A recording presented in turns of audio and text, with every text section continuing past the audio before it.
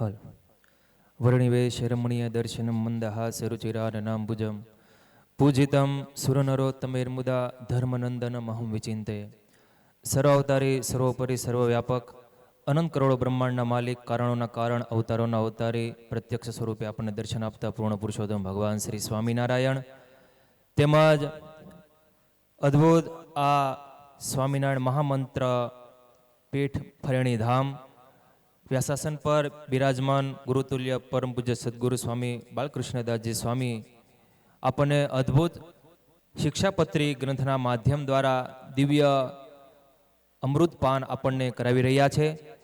સાથે ધાંગધ્રાથી પધારેલા પરમ પૂજ્ય સદગુરુ સ્વામી રામકૃષ્ણ સ્વામી, રણજીતગઢથી પધારેલા પરમ પૂજ્ય સ્વામી શ્રી ભક્તિહરિ સ્વામી, સર્વે સંતો હરિભક્તોને જાજા કરીને જય સ્વામિનારાયણ. અદ્ભુત 224મો આ સ્વામિનારાયણ મહામંત્ર પ્રાગટ્ય મહોત્સવ, શિક્ષાપત્રીના 200 વર્ષ થાય, આચાર્ય સ્થાપનના 200 વર્ષ થાય, એવો અદ્ભુત આપણે ઉત્સવ આ ફરેણી ધામને આંગણે ઉજવી રહ્યા છીએ. કારણ કે આવા સદગુરુ સંત બેઠા હોય અને આપણને દિવ્ય એ વચનામૃતનો મર્મગ્ન સમજાવી રહ્યા હોય. કારણ કે સંતનો મુખ્ય હેતુ એટલો જ હોય છે કે જીવના શરીરમાં પડેલી કારણ વાસના જો આ જન્મે ટળે અને આ જીવ જન્મ મરણમાંથી બહાર નીકળી અને ભગવાન સ્વામિનારાયણ અક્ષરધામમાં પહોંચી જાય, એટલો જ આ સંતનો હેતુ હોય છે, એટલું જ એનું મંતવ્ય હોય છે. બસ આ જન્મ મરણમાંથી જીવ છૂટે અને ભગવાનના સાનિધ્યને પામે.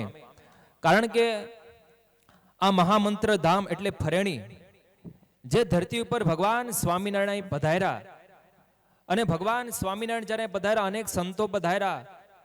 ભગવાન સ્વામિનારાયણના ગુરુ રામાનંદ સ્વામી જેઓ આ ધરતી ઉપર જ ધામમાં ગયા અને ભગવાન સ્વામિનારાયણે જાતે એક શિષ્યત્વ સ્વીકારી અને રામાનંદ સ્વામીનો અગ્નિ સંસ્કાર કરી જ્યારે અહીંયા સભા કરે છે. જે ગામમાં આપણે બેસી, જે ધામમાં બેસી આપણે અત્યારે આ સુંદર મહોત્સવ ચાલી રહ્યો છે, એ જ ધામમાં ભગવાન સ્વામિનારાયણે વિચાર્યું હશે કે અનેક યુગોથી જીવો આ ધરતી ઉપર આવે છે, ક્યારેય મારા ધામને પામ્યા નથી.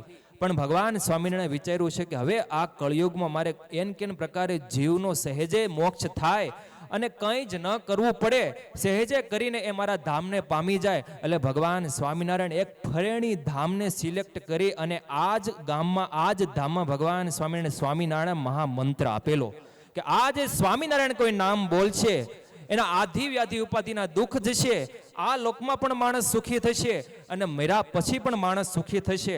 કારણ કે કોઈ એક સંત જો મંત્ર આપે, તમે આપણે રામાયણની કથા પ્રખ્યાત છે કે જ્યારે વાલિયો લૂંટારો હતો અને નારદજી એને મળે છે, ખૂબ કેટલાને મારી નાખ્યા, કેટલાને કાપી નાખ્યા, કેટલી લૂંટપાટ કરેલી, પણ નારદજી વાલિયા લૂંટારાને કહે છે કે તું રામ રામ રટણ કરજે, જા તારો બેડો પાર થઈ જાય, તું જન્મ મરણમાંથી બહાર નીકળી જાય. અને નારદજી જ્યારે અદ્રશ્ય થાય છે, એ વાલિયો લૂંટારો ભૂલી જાય છે કે મને કયો મંત્ર આપ્યો તો, રામ કીધું તું કે મરા કીધું તું, રામ કીધું તું કે મરા કીધું તું, અને મરા રટણ કર્યું. અને સંત તુલસીદાસ એવું કહે છે કે ઉલટ નામ જપત જગ જાની, ઉલટ નામ જપત જગ જાની, વાલ્મીકી ભને બે બ્રહ્મ સમાની. એક ઉલટું નામ રટણ કરે અને વાલ્યો લૂંટારો વાલ્મીકી ઋષિ બની જાય. જે ફરેણી ધામ, જે ધરતી ઉપર પધારી અનંત કરોડો બ્રહ્માંડના માલિક ભગવાન સ્વામિનારાયણ પધારી અને પોતે ભગવાન પોતે જાતે જ પોતાનો મંત્ર સ્વામિનારાયણ મંત્ર આપણને આપે છે કે આ સ્વામિનારાયણનું નામ કોઈ રટણ કરશે તો એ અંતકાળે, ભગવાન સ્વામિનારાયણ પ્રથમના 56મા વચનામૃતમાં કહે છે, મહારાજ કે આખી જિંદગી ગમે એટલા પાપ કરેલા હોય, ગમે તેવા પાપ થયા હોય, પણ અંતકાળે મરવા સમયે જેના મુખમાંથી ખાલી એક સ્વામિનારાયણ નામ નીકળે તો ભગવાન સ્વામિનારાયણ કે અંતકાળે હું અક્ષરધામમાંથી તેડવા આવું છું અને મારે એને દિવ્ય એવા અક્ષરધામમાં લઈ જાઉં છું. એવી આ સ્વામિનારાયણ નામની તાકાત છે. પરમ પૂજ્ય ગુરુતુલ્ય બાલકૃષ્ણ સ્વામી આ સ્વામિનારાયણ નામનો મહિમા ખૂબ કહેલો, કાળા નાગનું ઝેર ઉતરી જાય, વીછીનું ઝેર ઉતરી જાય. કારણ કે એક સંત જ્યારે આપણને કહે અને શબ્દ જો આપણા જીવનમાં અડી જાય, સંત વગર, સંતના મિલન વગર, સંતના સાનિધ્ય વગર જીવને ક્યારેય મુક્તિ પ્રાપ્ત થતી નથી. ભગવાન સ્વામિનારાયણ જે રામાનંદ સ્વામીનો અગ્નિ સંસ્કાર કરેલો, ખુદ ભગવાન હતા તો ભગવાન પણ આ ધરતી ઉપર રેડા હતા. એક શિષ્ય અને ગુરુનો સંબંધ કેવો હોય છે, કારણ કે જ્યાં સુધી ગુરુનું સાનિધ્ય હોય છે, જ્યાં સમર્થ સદગુરુનું સાનિધ્ય હોય છે, ત્યાં સુધી આપણો મોક્ષ એ હાવ સહેલો હોય છે. જ્યારે જીવનમાંથી ગુરુનું સાનિધ્ય નીકળી જાય છે, સંતનું સાનિધ્ય નીકળી જાય છે, તો ભગવાન હોવા છતાં પણ ભગવાનને પ્રાપ્ત કરવા ખૂબ જ કઠણ હોય છે. એટલે આ સુંદર જ્યારે આવો દિવ્ય આપણા આ ફરણી ધામમાં 200 વર્ષનો દિવ્ય આચાર્ય સ્થાપન મહોત્સવ, શિક્ષાપત્રી જેમના 200 વર્ષ પૂરા થયા હોય, સ્વામિનારાયણ મહામંત્ર જેના 224 વર્ષ પૂર્ણ થયા હોય, એવો દિવ્ય મહોત્સવ ચાલી રહ્યો છે. બસ આપણે એવો નિયમ લઈએ કે જીવનમાં ખૂબ ભજન કરીએ, ખૂબ ભગવાનની ભક્તિ કરીએ.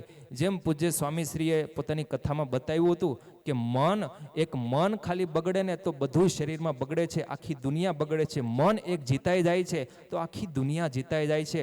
અને સ્થૂળ સૂક્ષ્મ કારણ શરીર જીતાય અને ભગવાનના ધામને પામે છે. તો ખૂબ ભગવાનની ભક્તિ કરી, ભગવાનનું નામ લઈ અને આપણે આપણા જીવને સાર્થક કરી અને ભગવાનના ધામમાં પહોંચીએ. પૂર્ણ પુરુષોત્તમ ભગવાન શ્રી સ્વામિનારાયણ તેમના ચરણોમાં વંદન કરી આજે દિવ્ય આપણો મહોત્સવ ચાલી રહ્યો છે. આ મહોત્સવ નિમિત્તે અમારા ગુરુવર્ય શ્રી સદગુરુ સ્વામી નિત્ય સ્વરૂપદાસજી સ્વામી તેઓ અચૂક પધારવાના હતા, પણ પરમ દિવસે કાલે ને પરમ દિવસે પણ ત્યાં ખૂબ મોટા પાયે બોટાદમાં મહોત્સવ ગોપાળાનંદ સ્વામીએ ચરણારવિંદ સ્થાપન કરી અને 175 વર્ષ પૂર્ણ થાય છે. તે મોટો મહોત્સવ ત્યાં શરૂ થવાનો છે. 300 વીઘામાં એ મોટો મહોત્સવ છે. એટલે ખૂબ કાર્ય હોવા છતાં ત્યાં ગયેલા છે. પણ તેમણે પણ કહેલું છે કે પરમ પૂજ્ય સ્વામી સદગુરુ સ્વામી બાલકૃષ્ણ સ્વામી એમને અમારા જય સ્વામીને કહેજો, તમામ સંતો અને હરિભક્તોને પણ અમારા જય સ્વામીને કહેજો. તેમના વતી પણ અહીં જય સ્વામીને કહીએ છીએ. આવો પૂર્ણ પુરુષોત્તમ ભગવાન શ્રી સ્વામિનારાયણ તેમના ચરણોમાં કોટી કોટી વંદન કરી, સંતોના ચરણોમાં કોટી કોટી વંદન કરી મારી વાણીને અહીં વિરામ આપું છું. અસ્તુ. જય સ્વામિનારાયણ.